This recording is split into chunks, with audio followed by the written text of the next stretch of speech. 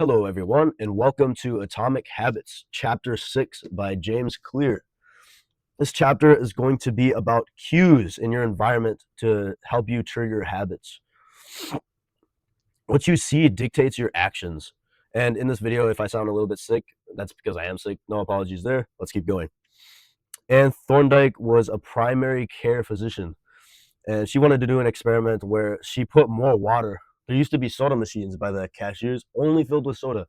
But what she did is she put water in there, and she also put little baskets of water all around the room too, just so it would be more obvious. She wasn't gonna tell anybody, okay, drink more water, guys, be a little bit healthier, stop drinking so much soda. She literally just put more water around, and what happened is interesting. The soda sales actually went down 11.4%, and the water sales went up 25.8% without her saying a word. This happened.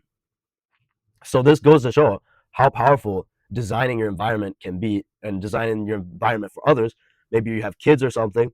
Instead of putting more unhealthy things around the house like candy or stuff like that, you can put healthier things, just like bowls of fruit or anything, or like vegetables, and then have those kinds of foods sitting out and just automatically make them healthier, not saying a word to them. So that is very interesting, isn't it? And behaviors are cued by the environment. We all react to certain environments in similar ways, surprisingly. So we would all like whisper in a church or like a library, and we'd be more cautious in like a dark looking street like this. And every habit is context dependent. So the context is actually really powerful, more than we think. And what we see is everything.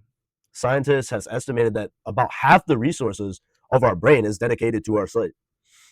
And that is why at grocery stores, they tend to put the items that drive the most profit and are the most expensive brands at eye level. So you're more likely to buy those. And then they put like the cheaper alternative options and harder to reach spots, maybe like the bottom or the top or anything. But end caps are money making machines, and they drive the most sales out of anything else because they have the most foot traffic, right? You're going to see these end caps more.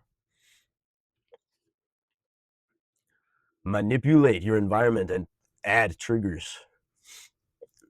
The book talks about energy usage crisis in Amsterdam, and they looked at a bunch of different houses and examined like the energy usage of those houses, but the energy usage of those houses, and there was a ton of houses, and some of the houses used like 30% less energy than the other houses. So they're like, what? Let's look into this, right? It turns out these houses were almost identical except for one thing. Where was the location of the energy meter? In one, it was in the basement, hard to see, hard to find. In the other, it was in the main hallway. Guess which one had less energy usage? Obviously, the one in the main hallway, because they were able to see it all the time. They were able to track their energy usage. Therefore, they would use less energy and less cost. The most persistent behaviors have multiple cues. So a smoker, maybe he would see one of his friends smoke, so then that would be a trigger for him to smoke. Another trigger for him to smoke would maybe just be driving or anything. And another instance where he would smoke is maybe he's stressed at work or something. So the strongest, most persistent behaviors have the most cues. So you can use that to your advantage or disadvantage. If there's no cue, there won't be a habit, okay? If you want to learn guitar, right, and it's just stuffed away in the closet somewhere, how are you going to learn guitar? If you're trying to learn guitar and you're really dedicated to wanting to learn guitar, put it in your room. Have multiple guitars around your house. Put them like up against the wall. Hang them on the wall. Make it easy to see. Make it everywhere. If that's what you want your life to be, is music, you should have guitars just hanging on like every single wall for like decoration or something. So at any point, you could just grab the guitar and start playing it. So the context is a cue. And the strongest way to start a new habit is not doing the new habit in somewhere where you've already been, but somewhere where you haven't been. So because it's easier to create new habits in new environments than it is to create old habits in which where environments have already been established. Our brain assigns habits to the place we perform them in. So maybe we're an author and we want to write a new book, and we want to start writing basically. Maybe we'll choose the coffee shop as our new place to start writing a book, right? Maybe we'll choose a bench in the park or something. Maybe If you want to get really creative, go to the rooftop where there's so much space, and that's where you'll write your book.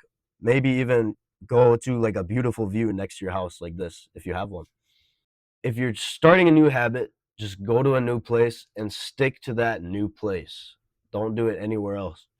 Now, what if I live in a small apartment and I can't, well, ideally we'd want a room for every single different habit, right? We want a room for work, we want a room for writing, a room for reading, a room for watching TV, a room for sleeping. That thing only, because our brain is so powerful at associating different environments with different contexts, different habits. So assign specific rooms or spaces in your house to specific productive habits and only do that habit in that space. Kitchen only for cooking, eating, done, right? Office for work, done. Nothing else. Couch, hanging out with family, watching TV, done. Okay? Table for writing. Yeah, if you don't have a room, if you don't have like a bunch of room, maybe you're like in an apartment, right? Then design just specific corners of that room or spaces to those specific habits, like a table for writing, a chair for reading, maybe like a table like this for work. Maybe you'll do your homework on the bed or something, even on your laptop or anything. And that is the main point of this video, is take your habits and design one specific space for those habits to make that habit obvious. Also, make your habit as obvious as possible. Maybe you need to like take your pills or something, right? Leave your pills on the kitchen counter, make it obvious. Maybe you're trying to eat more like bananas per day or something. Leave the bananas out on the kitchen. Maybe you're trying to go for a run more or anything. Just like leave your running shoes out. I don't know. Maybe you're trying to work out more. Put an exercise mat and just lay it out in your living room. When I was first starting like getting into working out, when I was like super young, I literally had a pair of like weak like 10-pound dumbbells, and I literally just like sat them out in the living room. And whenever I was bored, I would literally, oh yeah, working out, and then I would do it. Like I would do it so often because it was so obvious. The dumbbells were just right there in the living room, right? So yeah, maybe you want to do yoga, leave a yoga mat on your living room, and you'll just end up finding yourself doing it. Yeah, if you want to drink more water, just leave a bunch of water bottles filled up around your house, and you'll immediately just start drinking them throughout the day. It's things like these. It's things that's making the cues more obvious, making everything more obvious, and you'll just do them automatically so that you don't need motivation to do them. You'll see, oh, this is the most obvious option, and you'll end up doing it anyway.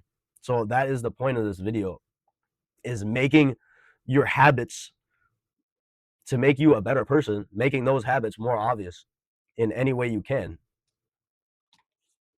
So thank you for joining me for this video. I really hope you enjoyed. Like and subscribe if you did, and I'll come out with more book reviews in the future. Peace out.